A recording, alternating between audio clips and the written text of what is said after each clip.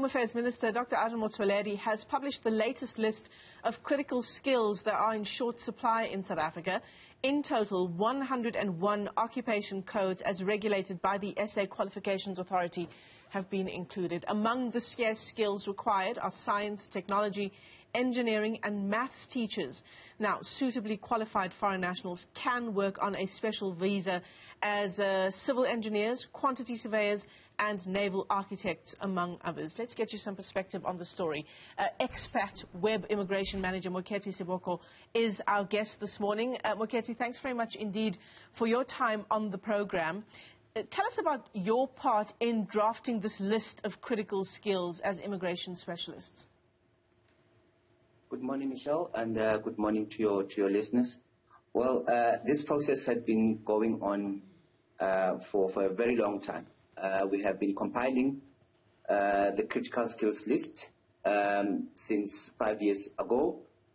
We have enlisted some of the JSC listed companies to just give us a background of the skills that they need and the skills that they struggle to recruit in SA. And we have seen in their report that, they are struggling with mostly skills in the ICT sector, skills in the engineering sector. Those came out to be most skills that are in demand. And with that, then we were consulted by the Department of Higher Education and Training to help them as well, go through our report and to help compile the critical skills list as you see it today. So there are some categories, as I understand it, Moeketsi, that are new, and there are other categories that were on previous lists that didn't make it this time around. Yes. Notable categories will be categories like academics and researchers, PhD graduates. Those are categories that, and I think fair enough, they were not mainly applied for. We have seen with the new list that there has been occupations that have been included, occupations like STEM teachers, which teachers then will be for high schools. We have seen that there is an occupation for directors, directors required in the medium and large enterprises.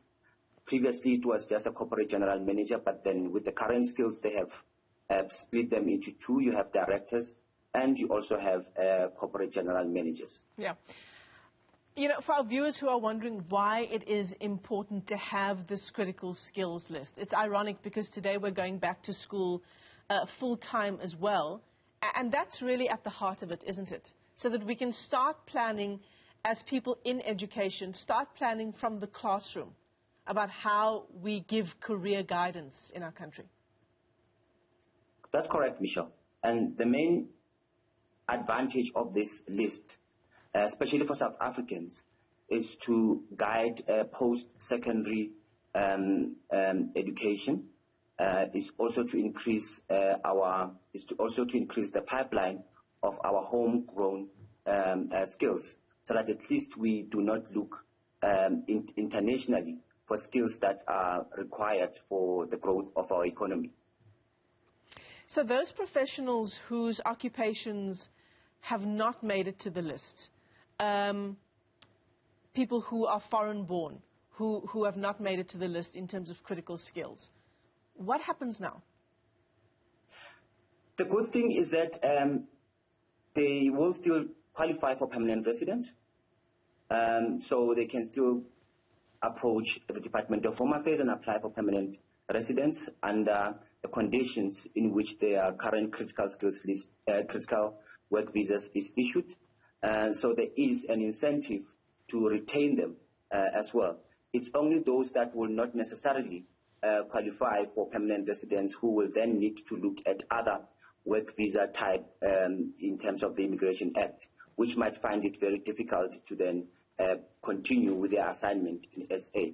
But in general, anyone who's on a critical skills work visa currently will qualify for permanent residence, and that's the approach I would advise them to pursue.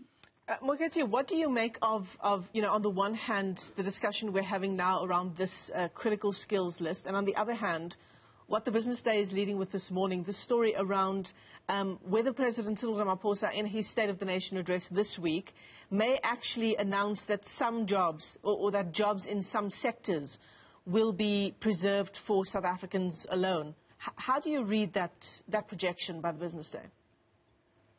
I welcome that. I strongly believe that South Africans should be prioritized. I also believe that or the government has a role to play in growing the economy. And if you look at the critical skills list as it is, it's not necessarily to compete with jobs that South Africans should, or jobs that should be reserved for South Africans. These skills are very critical for the growth of the economy. These skills are very scarce. These skills are also required to also help South Africans to get employment.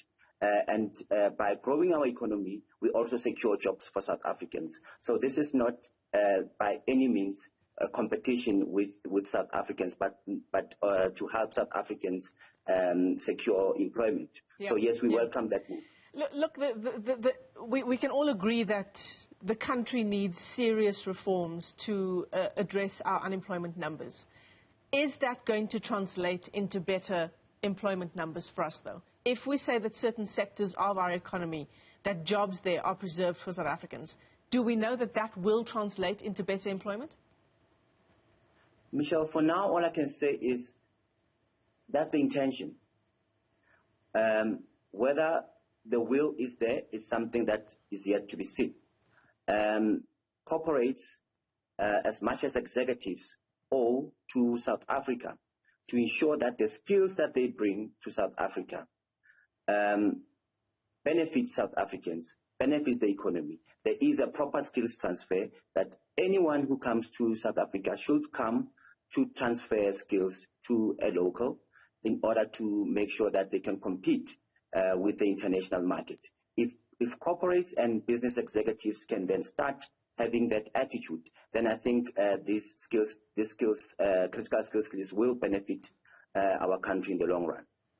Moeketsi Seboko, let me thank you for your time this morning. He's with Xpat Web Immigration. He's a manager there as we continue to unpack this critical skills list that's been published now by Home Affairs Minister Dr. Motsoaledi.